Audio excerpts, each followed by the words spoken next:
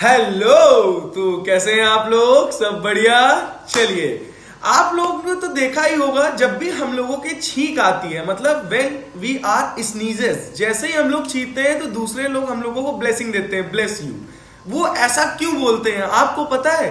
इसलिए बोलते हैं क्योंकि जैसे ही हम लोग छींकते हैं उस समय हम लोगों का हार्ट मिली सेकेंड्स के लिए स्टॉप हो जाता है, इसलिए वो हमें ब्लेसिंग्स देते हैं। तो कैसी लगी आपको ये जानकारी? धन्यवाद।